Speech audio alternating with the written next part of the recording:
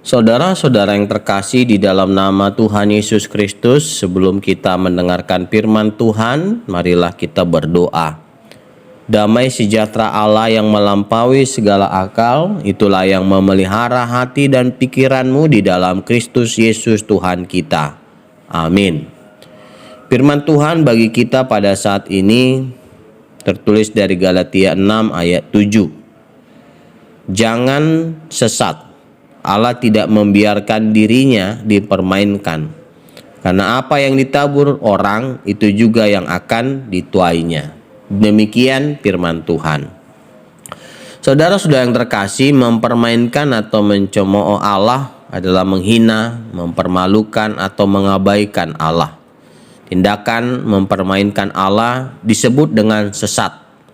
Mempermainkan Allah sebuah pelanggaran yang keji yang dilakukan oleh mereka yang tidak takut akan Allah atau yang menyangkal keberadaannya. Bentuk cemooh yang paling mudah diamati adalah hinaan lisan atau tindakan meremehkan lainnya. Tindakan-tindakan itu berkaitan dengan makian, ejekan, dan tantangan. Cemooh adalah sikap yang tidak menghargai, yang menunjukkan rasa benci, keinginan menantang, dan tujuan menyepelekan. Di dalam Alkitab, cemooh adalah perilaku dan sikap orang bebal, orang fasik dan para lawan, pembenci pengetahuan, orang congkak, dan mereka yang tak dapat diajar. Seorang pencemooh bukan sekedar orang yang lugu, melainkan orang yang sengaja memilih kejahatan. Pencemooh tidak memiliki jiwa yang taat, yang dapat diajar, kearifan, hikmat, yang ingin menyembah atau beriman. Tentu jika kita mencemooh Allah, maka kita akan menerima konsekuensinya. Mencemooh Allah adalah berpura-pura mengasihi dan melayaninya, padahal kita tidak suka.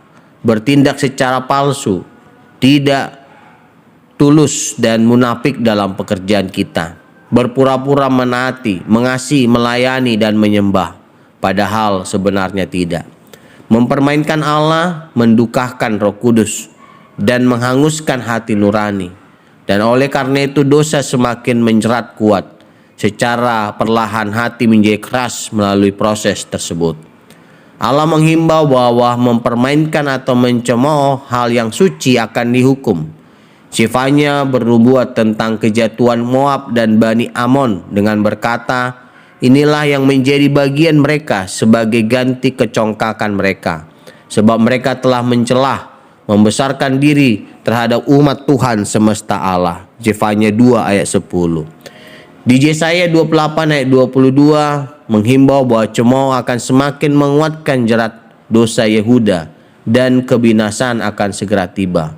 Dan di Amsal 3 ayat 34 mengajar bahwa Allah akan mencemooh para pencemooh, namun menunjukkan perkenanannya pada mereka yang rendah hati dan ditindas.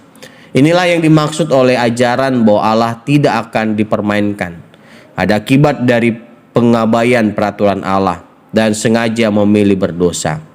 Misal, Adam dan Hawa mencoba dan malah mendatangkan sengsara dan kematian ke dalam dunia. Tipu daya Ananias dan Sapira mendatangkan hukuman seketika. Bahkan di Galatia 6 ayat 7 yang menjadi nas kita mengajarkan prinsip yang berlaku, jangan sesat. Allah tidak membiarkan dirinya dipermainkan, karena apa yang ditabur orang itu juga yang akan dituainya. Kita harus tahu dan pasti Allah tidak dapat ditipu. Dosa, Akan, dan kaburnya Yunus tidak luput dari perhatian Allah. Itu jikalau kita cermati di dalam Alkitab. Dan banyak lagi saudara-saudara yang terkasih yang menjadi contoh bahwa Tuhan tidak bisa ditipu. Ucapan Tuhan Yesus yang diulang kepada setiap gereja di Wahyu pasal 2 dan pasal 3 adalah, aku tahu segala pekerjaanmu. Kita hanya menipu diri ketika beranggapan bahwa sikap dan tindakan kita luput dari perhatian Allah yang maha kuasa dan maha tahu. Oleh sebab itu saudara-saudara yang terkasih, mari hidup di dalam perkenanan Tuhan dengan selalu tulus, dengan selalu setia untuk melayani Tuhan dan tetap kudus dan menjauhkan dari segala yang jahat dan jauh dari segala keberdosaan. agar kita benar-benar hidup dengan tidak mempermainkan Tuhan. Amin. Mari kita berdoa. Bapa kami yang bertahta di dalam kerajaan sorga, yang kami sembah di dalam nama anak-Mu Tuhan Yesus Kristus, kami bersyukur karena kasih setiamu yang memberkati kami. Dan pada saat ini kami dapat mendengarkan firman-Mu. Tuhan, mampukan kami untuk melakukan firman-Mu.